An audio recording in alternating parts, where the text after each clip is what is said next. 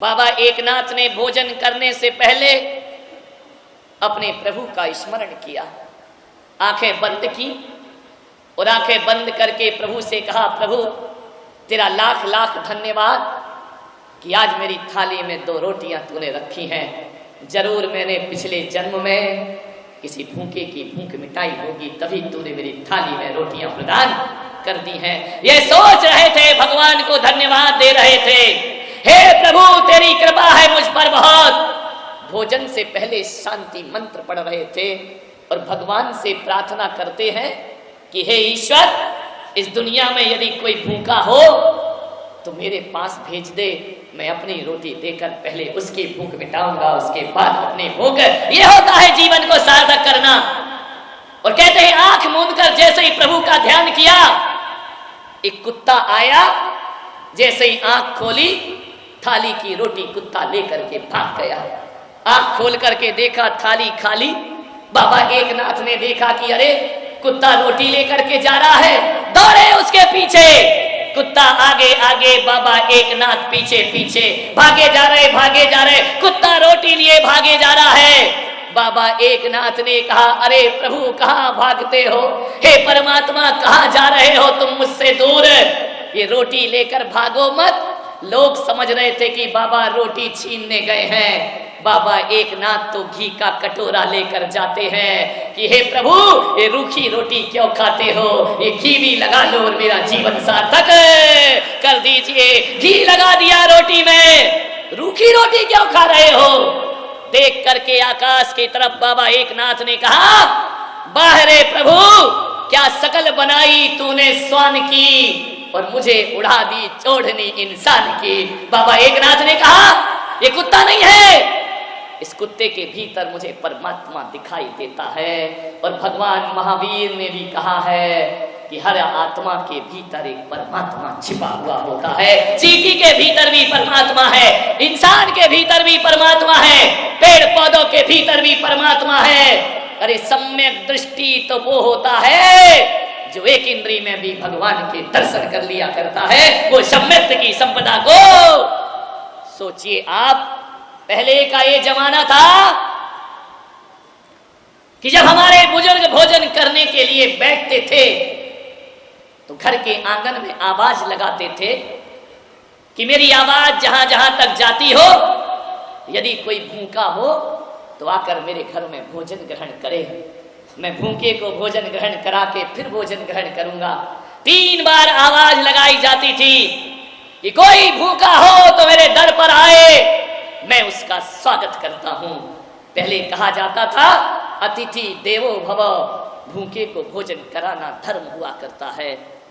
पहले का वो जमाना कि लोग कहते थे कोई आवे तो हम खावे, और आज का जमाना ऐसा है लोग कहते हैं ये जावे तो उसके बाद हम।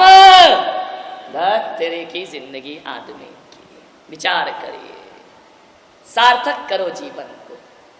नानक के पिता ने नानक को खेत में भेजा कि जाओ फसल खड़ी हो रही है, ज्वार की फसल लगी हुई है, जाओ चिड़ियों से ज्वार की रक्षा करना। नानक मचान पर जाकर बैठ गए, प्रभु नाम का ध्यान करने लगे। चिड़ियों ने देखा कि ये कैसा रखवाला है, ये हमें भगाता ही नहीं है। चिड़ियां आकर के ज्वार बाजरा खाने लगी। जैसे ही नानक की आंखें खुली, नानक ने कहा मजा आ गया, पिता ने भेजा था रक्षा करना, बेटा कह रहा है राम जी की चिड़िया और राम जी का खेत, खाओ री चिड़िया भर भर पेट, खाओ री चिड़िया भर भर। मेरा क्या है, मेरे बाप का क्या है, राम जी की चिड़िया और राम जी का खेत है। ध्यान रखिए, नानक को बहुत मारा पिता ने कि पागल ये क्या करता है तू, मैंने चिड़ियों से रक्षा करने के लिए तुझे भेजा था। उसने कहा बापू चिड़ियों की तो रक्षा कर रहा था। अरे बोले पागल है क्या, सारा खेत का दाना चुग गई। बोले पिताजी यदि दाना नहीं चुगती तो चिड़ियों की रक्षा कैसे होती, सारी चिड़िया भूखी मर जाती। इसलिए मैंने कहा कि राम जी की चिड़िया और राम जी का खेत, खा लो चिड़िया भर भर। पेट। ध्यान रखिए, ये होती है संतों की करुणा। अरे अपने लिए नहीं, दूसरों के लिए भी जीने का थोड़ा सा प्रयास करिए। कल हजारों लड्डू चढ़ाएंगे, एक लड्डू किसी भूखे को दे देना, गरीब को रास्ते में। मैं कहता हूं हजारों लड्डू से भी ज्यादा पुण्य लगेगा बाबा के चरणों में चढ़ाया हुआ लड्डू यदि किसी गरीब के दामन में चला जाता है तो ध्यान रखना वो लड्डू लड्डू नहीं रहता है, गोपाचल वाले बाबा का प्रसाद बन जाया करता है, जीवन का आनंद बन जाया करता है। सेवा करें, लाखों रुपए दान करते हो, कोई बात नहीं है। इस पंडाल में बैठे हुए लोग सोच रहे होंगे कि काश हमारे पास पैसा होता तो हम भी दान करते, हम भी बोलियां लेते। आज हमारे पास पैसा नहीं है, हम कैसे इस सौभाग्य को प्राप्त करें? नहीं मेरे भाई, ये दिमाग से निकाल दीजिए कि पैसे से ही धर्म हुआ करता है। ये बात अपने दिमाग से निकाल दो, पैसा ही अकेला सब कुछ नहीं होता है। मैं तो ये कहता हूं कि माला फेरने वाले हाथों से ज्यादा वो हाथ पवित्र होते हैं जो दीन दुखियों की सेवा किया करते हैं। उनसे पवित्र हाथ दुनिया में कोई दूसरे नहीं हुआ करते हैं। अरे किसी को जीवन दान देते हैं, वो हाथ बहुत पवित्र है। कुरान, गीता, बाइबल समय सार हाथ में लेने वाले हाथ उतने पवित्र ना होंगे जितने किसी का भला और सेवा करो तो तुम्हारे हाथों में पवित्रताएं अपने आप आ जाया करती हैं। निस्दिन भैया वृत्त करैया सो निश्चय भव। सेवाएं करिए अपने जीवन में थोड़ी सी। बहुत से ग्वालियर के विभिन्न मोहल्ले के नरियल चढ़ रहे हैं मुझे, महाराज हमारे मोहल्ले में पधारना, हमारे नगर में पधारना। क्यों पधारना भाई? हमें आहार दान का सौभाग्य प्रदान करना। हम अपने घर में आपके चरण बढ़वाना चाहते हैं।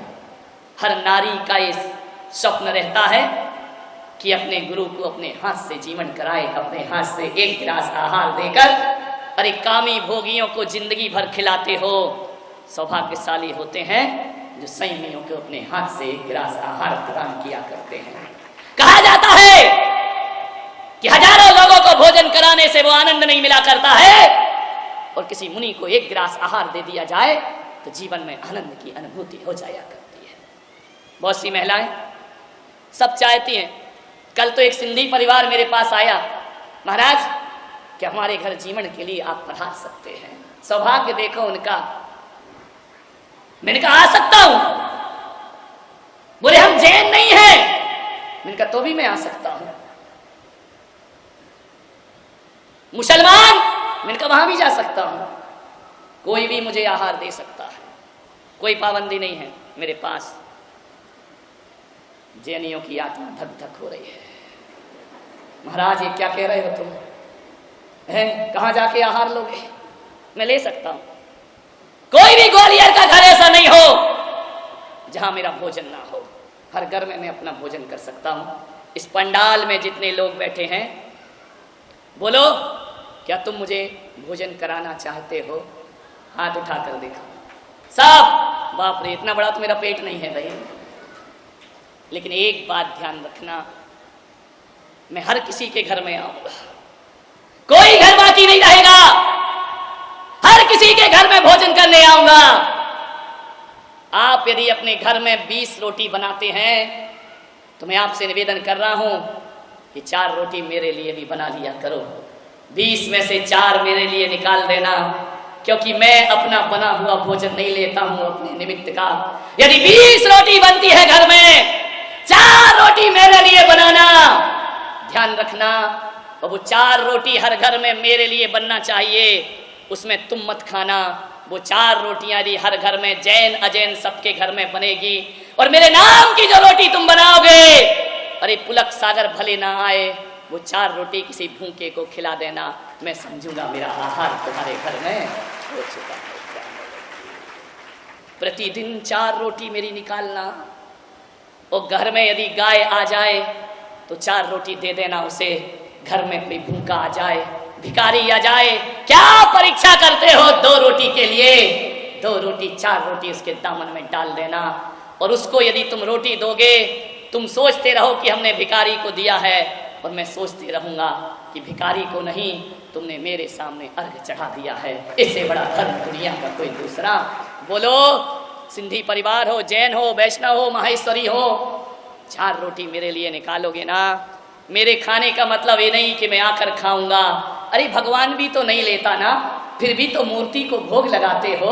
अपने ठाकुर जी को भोग लगाया जाता है, मूर्ति थोड़ी खाती है। लेकिन जब ठाकुर जी को, पत्थर की मूर्ति को भोग लगाते हो, तो तुम ऐसा सोचते हो कि ठाकुर जी भोजन कर रहे हैं। अरे भूखे को 4 रोटी खिलाना, सोचना पुलक सागर भोजन कर रहा है। तुम्हारे घर में आहार ग्रहण 4 रोटी बस, और 10 रुपए मुझे जरूर देना हर दिन, ध्यान रखिए। इतना तो दे दो भाई, मुझसे लाखों रुपए का आशीर्वाद मांगते हो, मेरे को 10 रुपया भी नहीं दोगे, मुझे 10 रुपया नहीं दोगे ना, तो इनकम टैक्स वाला 10 लाख ले जाएगा उठा करके। ध्यान रखना, विचार करना है। 4 रोटी और 10 रुपए, 10 रुपए इसलिए कह रहा हूं, लोग कहेंगे महाराज रोटी की रोटी खाओ, 10 रुपया और मांग रहे हो। ध्यान रखिए, 4 रोटी मेरी माताएं मुझे देंगी, क्योंकि पेट में जहां भोजन की पाचन क्रिया होती है उसे जठर कहते हैं, और उस जठर में एक अग्नि जलती है जिसे जठराग्नि कहते हैं। भोजन जब बनता है रसोई में तब भी आग में पकता है, लेकिन वो अभी पूरा पका नहीं है। हकीकत में तो भोजन आग में पकने के बाद पेट के भीतर जो जठराग्नि है वहां जाकर के भोजन का फिर से पाचन होता है, फिर से उस भोजन को उस अग्नि में पचाया जाता है। और जो लोग भोजन के बाद पानी पी लेते हैं तुरंत, तो कहते हैं पानी और आग का बैर हुआ करता है, आग को पानी बुझा दिया करता है।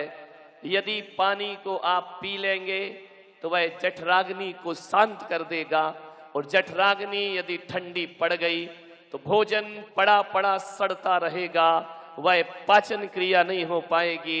इसलिए जिन लोगों को निरोग रहना है, ऐसा आयुर्वेद शास्त्र में देख रहा था, उसमें लिखा कि पानी कभी भी भोजन के तुरंत बाद नहीं पीना चाहिए।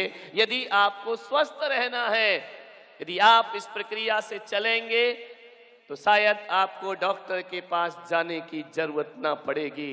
दूसरा नियम उसने बताया, बड़ा मजा आ रहा था मुझे पढ़ने में,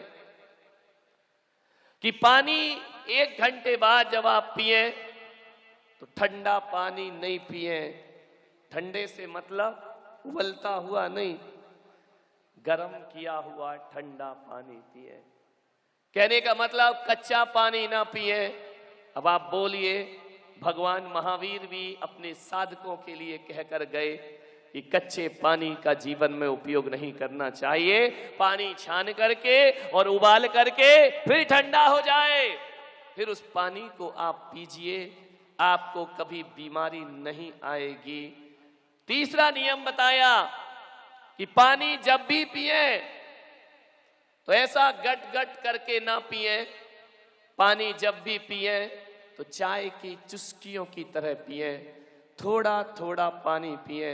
इकट्ठा जो पानी पीते हैं उनके बीमारियों का जन्म हो जाया करता है।